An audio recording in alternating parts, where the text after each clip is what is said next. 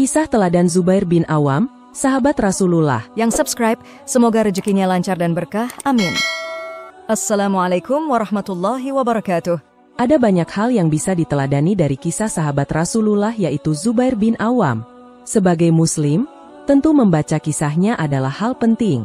Nabi Muhammad terkenal dengan sikap yang sangat baik sehingga memiliki banyak sahabat. Semuanya sangat menghormati dan menghargai Rasulullah, bahkan kisah persahabatan mereka banyak diceritakan. Salah satu kisah yang sangat menarik adalah Zubair bin Awam. Nama Zubair mungkin tidak terkenal layaknya sahabat Nabi yang lain, seperti Abu Bakar As-Siddiq, Umar bin Khattab, atau bahkan Ali bin Abi Thalib. Akan tetapi, Zubair juga memiliki sikap yang sangat mulia dan pantas menjadi teladan bagi umat manusia. Masa kecil Zubair bin Awam, Zubair terlahir dengan nama Abu Abdullah Zubair bin Al-Awam bin Khuwailid bin Asad bin Abdul Uzza bin Qusay. Beliau lahir pada tahun 594 Masehi. Selain sebagai sahabat, Zubair juga memiliki hubungan keluarga dengan Nabi Muhammad. Ayah Zubair merupakan saudara laki-laki dari Aisyah, istri Rasulullah, sehingga merupakan keponakan dari Khadijah. Adapun ibu Zubair bin Awam adalah Syafiah bin Abdul Muthalib, bibi dari Rasulullah. Zubair memiliki dua saudara laki-laki, yaitu Abdul Kabah dan Saibe. Saat Zubair masih kecil, ayahnya meninggal sehingga ia harus tumbuh di panti asuhan bersama sang ibu. Oleh karena itu, Zubair tumbuh menjadi sosok pahlawan yang sangat tangguh. Bahkan, ia dikenal dengan panggilan Abu Abdillah, sahabat Nabi yang pemberani. Pertama masuk Islam. Saat berusia 15 tahun, Zubair memeluk agama Islam di Mekah melalui perantara Abu Bakar As-Siddiq. Hal itu tentu menimbulkan reaksi yang keras dari kaum Quraisy. Mereka semua mencela agama beliau, bahkan dari keluarganya sekalipun. Hingga suatu hari, salah seorang paman dari Zubair marah besar setelah mengetahui kabar bahwa ia memeluk agama Islam. Ia menggulung Zubair dengan tikar kemudian membakarnya. Selain itu, sang paman juga memaksa beliau untuk kembali memeluk agama nenek moyang mereka. Akan tetapi, Zubair tidak goyah. Ia tetap yakin pada keputusannya untuk masuk Islam. Zubair bin Awam mengucapkan dengan tegas bahwa tidak akan kembali pada kekafiran selama-lamanya. Beliau merupakan generasi pertama dalam keluarganya yang beragama Islam. Selain itu, dalam pemilihan khalifah setelah Umar, Zubair menjadi salah satu ahli syura. Jumlah sahabat Nabi yang menjadi ahli syura saat itu adalah 6 orang. Hal itu pun menjadi bukti atau pengakuan akan keilmuan dan kematangannya. Kisah hijrah ke Madinah dan Abisinia, saat terjadi penganiayaan kepada Rasulullah maupun para sahabat oleh kaum Quraisy semakin intens, Zubair menyarankan untuk pindah ke Abisinia. Dengan demikian, mereka dapat hidup dengan aman dan terlindungi di bawah asuhan raja yang adil, yaitu Negus. Zubair termasuk dalam salah satu dari 15 orang pertama yang memutuskan untuk hijrah ke Abisinia pada tahun 615. Sayangnya, kehadiran seorang pria Abisinia untuk melawan Raja Negus demi merebut tahta kerajaan. Hal tersebut sempat membuat kaum muslim takut, untungnya raja menang. Setelah mendengar mengenai kondisi Mekah yang sudah aman, Zubair beserta rombongan memutuskan untuk kembali. Mereka berada di kampung halaman yaitu Mekah pada tahun 619. Akan tetapi, ternyata kabar tersebut adalah palsu hingga akhirnya mereka memasuki kota secara sembunyi-sembunyi. Rombongan Zubair tinggal di bawah asuhan Nabi Muhammad. Ia pun menjadi banyak belajar tentang perintah, larangan, serta prinsip kehidupan dalam Islam. Pada tahun 622, Rasulullah hijrah ke Madinah. Zubair pun memilih ikut dan diberikan sebidang tanah untuk membangun rumah. Kisah teladan Zubair bin Awam. Zubair banyak membantu Nabi Muhammad dalam membela agama Islam. Ia ikut bertempur tanpa rasa takut dan tetap berpegang teguh pada keyakinannya. Nah, adapun beberapa kisah dari Zubair yang dapat dijadikan teladan adalah sebagai berikut. 1. Setia memeluk agama Islam. Sebelumnya telah dijelaskan bahwa Zubair merupakan generasi pertama dalam keluarganya yang memeluk agama Islam. Bahkan sampai membuat pamannya marah besar hingga berniat untuk membakarnya. Akan tetapi, keyakinan Zubair tidak goyah, ia tetap setia pada pilihannya. 2. Menghunuskan pedang pertama di jalan Allah. Aurah dan Ibnu Al-Musayyib mengatakan bahwa Zubair merupakan orang pertama yang berani menghunuskan pedang miliknya di jalan Allah. Beliau melakukan hal tersebut kepada orang-orang yang telah mengganggu Nabi Muhammad.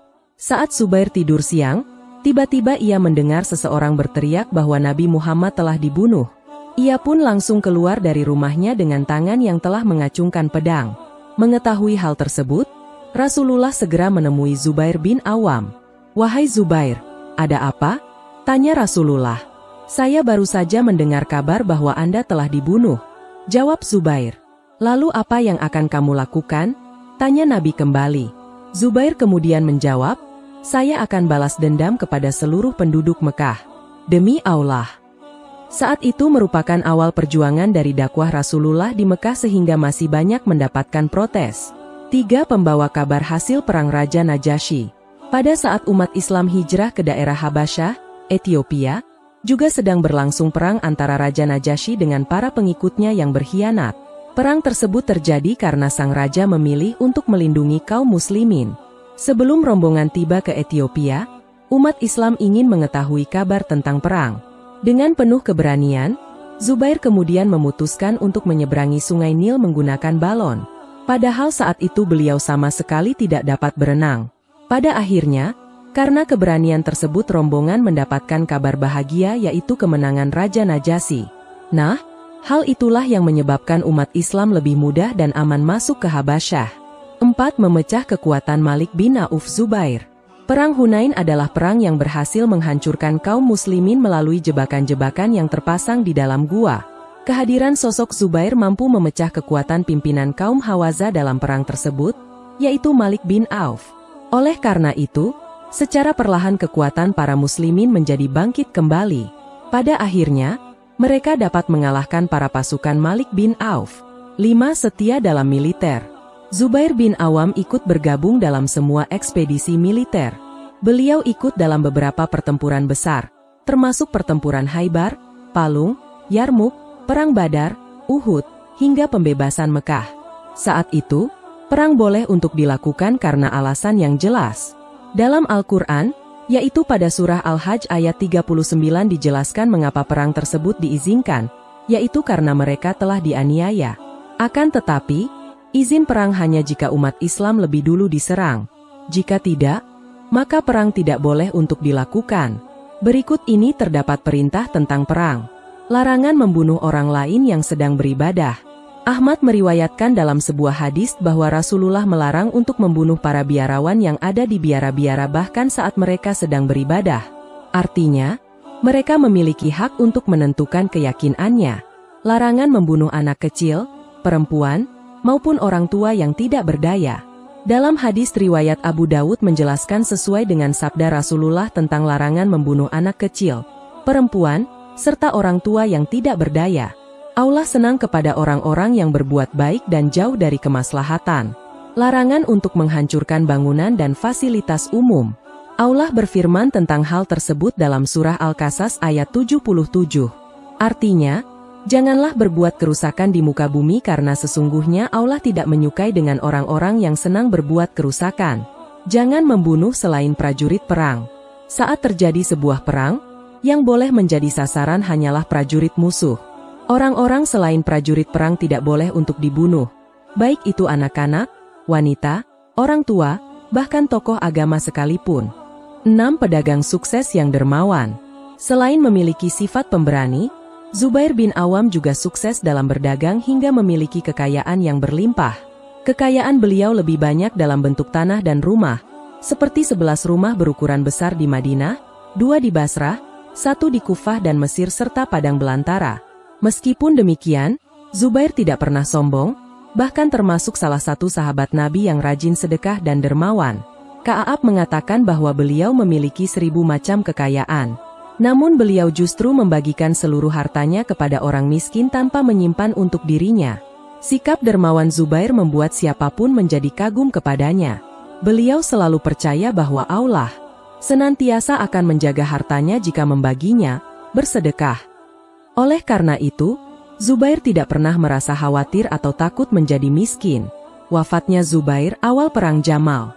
Zubair wafat di usia 66 atau 67 tahun, tepatnya pada bulan Rabiul Awal tahun 36 Hijriah.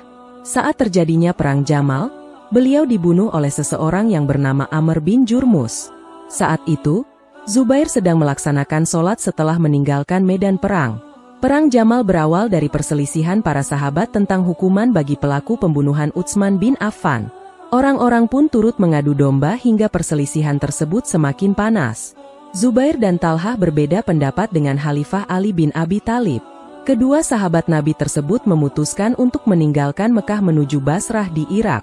Keduanya ingin menuntut penegakan hukum kepada para pembunuh Utsman. Ali bin Abi Thalib pun berteriak kepada Talhah setelah melihat Aisyah berada di tengah medan perang. Beliau bertanya apakah tujuan kedatangan Talhah untuk menyerang istri Rasulullah, sementara istrinya sendiri berada di dalam rumah dengan aman. Mendengar teriakan tersebut, Talhah menjadi terperanjat dan berlari ke medan perang. Akan tetapi, sebuah anak panah lebih dulu mengenai urat kakinya. Setelah beberapa waktu mengalami pendarahan, Talhah pun wafat. Ali bin Abi Thalib kemudian mengingatkan kepada Zubair untuk tidak memerangi orang lain.